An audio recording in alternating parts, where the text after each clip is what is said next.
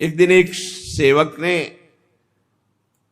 संत से कहा कि मुझे बहुत धन की लालसा है।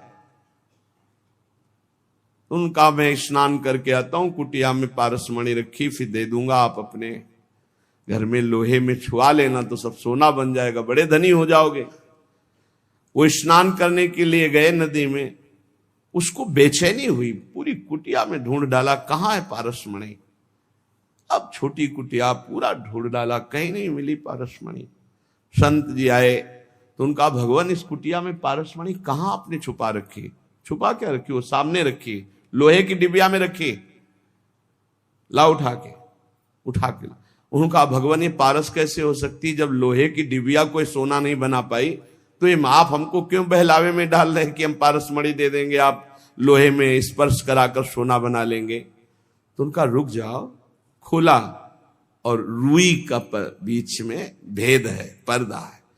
बोले देखिए, लोहे की डिबिया और बीच में रुई और ऊपर पारसमणि, इसलिए सोना नहीं बन। जो ही हटा करके सीधे स्पर्श कराया वो सोना बन गई। जब तक हम मनमानी अहंकार से प्रेरित होकर आचरण करेंगे तो संत संग होने पर भी स्पर्श प्राप्त नहीं हुआ, नहीं तो लोहा स्वर्ण बन जाता है पारस के स्पर्श से। और संत आप उस सरिस चाहें सबकी ना, वो अपने समान बना देते हैं। संत मिले, लाभ नहीं हुआ, इसका मतलब है आपने सत्संग को धारण नहीं किया, आज्ञा पालन नहीं की, मनमानी आचरण किए। लेकिन फिर भी तुम्हें निराश नहीं होना। ध्यान दीजिए, संत बहुत बड़े धनी हैं और हम दरिद्र हैं, तो एक और प्रणाली है, वसीयतनामा। अपनी संपत्ति को अनाधिकारी को भी दे सकते हैं। तभी कहा है कि संतन के संग लाग तेरी अच्छी बनेगी। अगर संत संग मिल गया है तो ये प्रमाद मत करना कि तुम उनकी अवहेलना करके हट जाओ। बस इतनी बात पकड़नी है। पद्म पुराण में एक प्रसंग आया कि किसी प्राणी का शव जल रहा था। एक भगवत प्राप्त महात्मा वहां से निकले, उसके शव पर दृष्टि चली गई तो उसको नरक ले जाया जा रहा था। उस प्राणी को जिसका शरीर जल रहा था यमदूत नरक ले जा रहे थे, और उस भगवत प्राप्त महात्मा की दृष्टि पड़ गई चिता में जलती हुई, तो तत्काल वहां भगवत पार्षद आ गए, यमदूतों से छुटा के भगवत धाम ले। यात्रा बदल गई उसकी, नरक ले जा रहे तो भगवत धाम चलेंगे। मृत व्यक्ति की जली हुई चिता पे दृष्टि पड़ने मात्र से जब वो भगवत प्राप्ति के योग्य हो गया, तो जिंदा में उनकी दृष्टि पड़े, उपदेश हो, नाम कीर्तन सुने, उनकी आज्ञा पे रहे, तो उसको भगवत प्राप्ति नहीं हो जाएगी। इसमें क्या संशय? बड़े बड़े महापुरुष प्रसन्न रूप से यहां भ्रमण करते रहते हैं। ये धाम है, ब्रजभूमि है, आप जान नहीं सकते कौन किस कोटि का है। जहां लिखा हुआ है अवश्य में भोक्तव्यम कृतम कर्म शुभा शुभम, देख लो चमत्कार।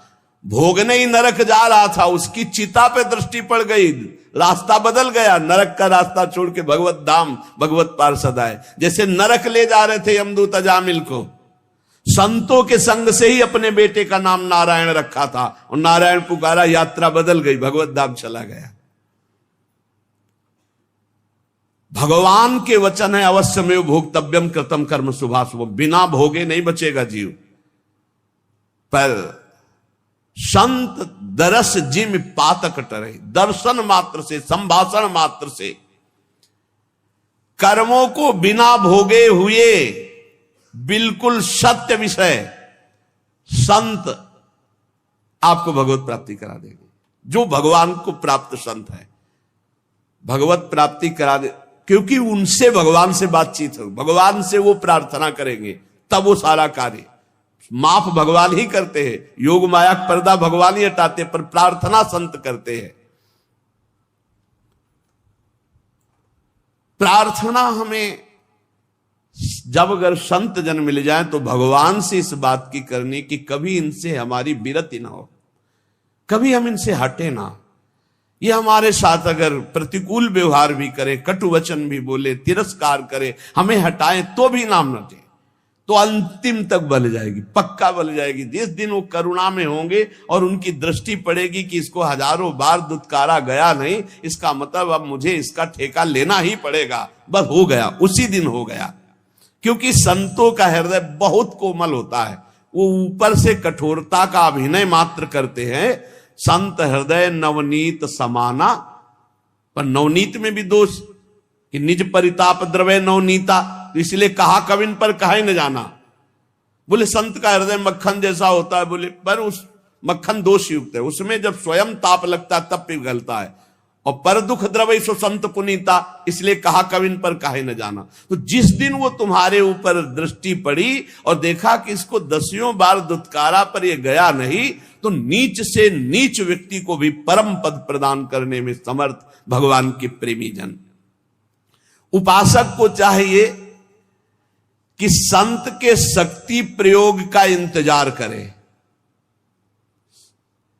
संत के अंदर एक भागवतिक शक्ति होती है जो आपका परिवर्तन करती है। जैसे अपने सब लोग हैं, आप कौन सा ग्रंथ पढ़कर वैराग्य धारण किए हो? आप देखो, आपने कब सत असत का चिंतन किया है? सत असत का कब चिंतन किया?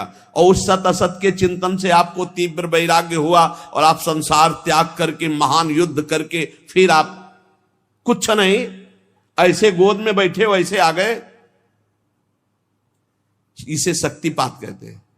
संतों के हृदय में भागवतिक चिंतन से युक्त होकर जब संकल्प होता है, वो तुम्हारे राग का नाश कर देता है, तुम्हारे मोह का नाश कर देता है, तुम्हारे समस्त दोषों का नाश कर देता है। पर इसके लिए उनके हृदय में स्थान बनाना होगा, चाहे जैसे बनाओ, रो के गिड़गिड़ा के साधना करके उनके आसक्त होकर। कैसे?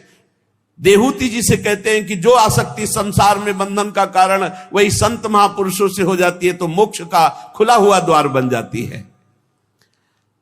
और ये पक्का जो भगवान की प्राप्ति करना चाहते हैं वो संत की आराधना में जरूर होंगे, और जो संत आराधक होंगे निश्चित भगवत प्राप्त होंगे। किसी के दुख पर दुखी हो जाना है संतों का स्वभाव होता है।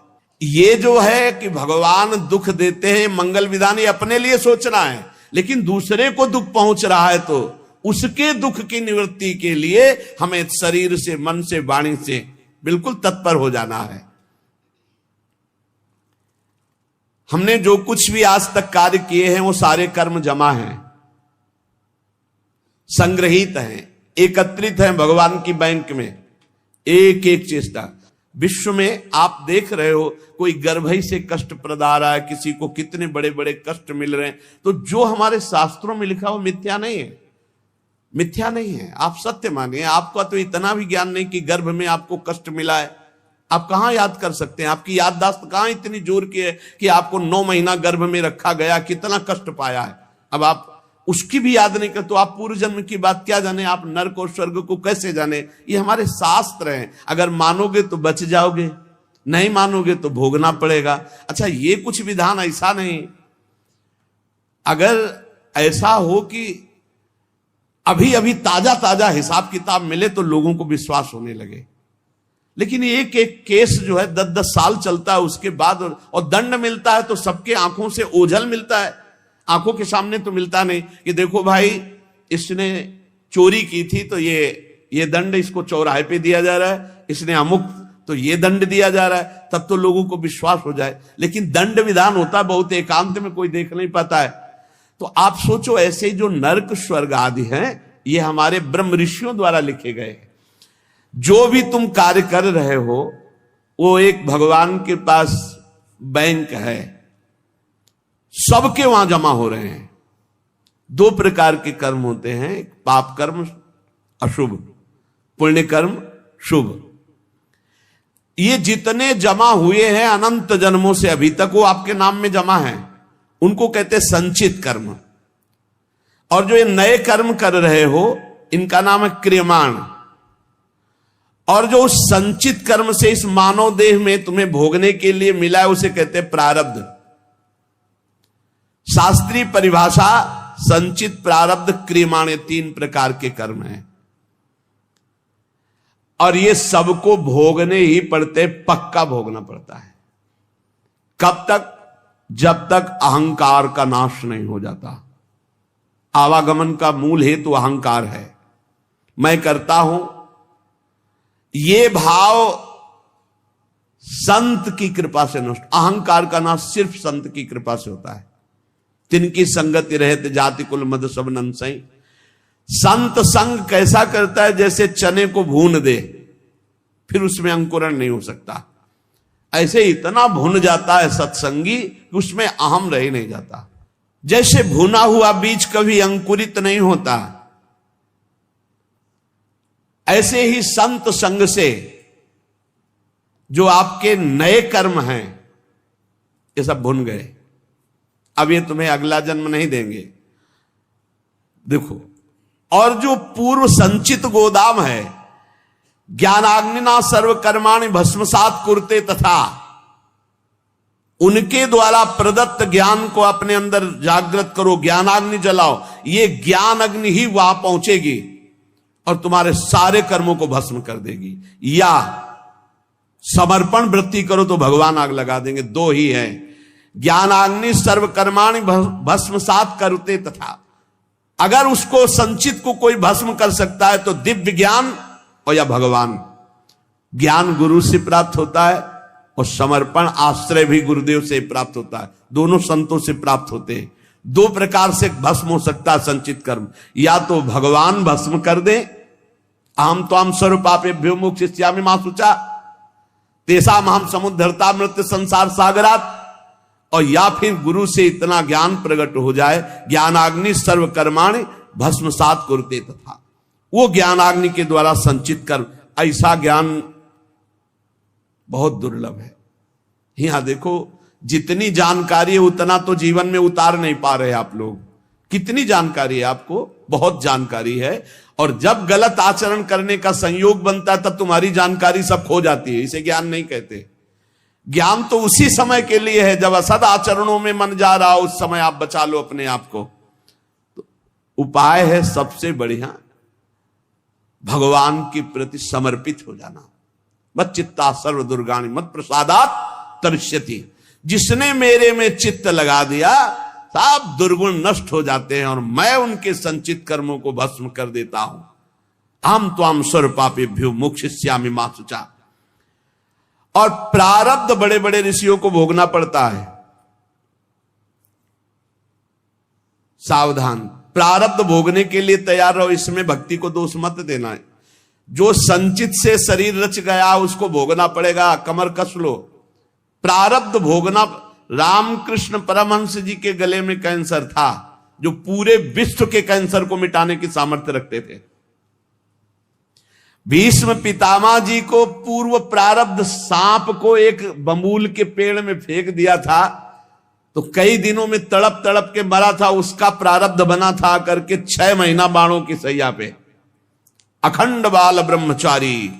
महाभागवतों में गणना है, 12 महाभागवतों में महावीर संकल्प सिद्ध महापुरुष 6 महीना बाणों की सैया पे। या तो बहुत विचित्र विचित्र। मत फंसो, बात सत्संग की सुनो। अवश्य प्रारब्ध भोगना पड़ता है। भागो मत किसी के पास कि हमें कोई जंतुर बना देगा, कोई आशीर्वाद दे देगा, किसी भी तरह से इस तरह से हम ठीक हो जाएंगे। ऐसा भाई नहीं है। अगर ऐसा होता तो बड़े बड़े सिद्धों को प्रारब्ध भोगना ना पड़ता।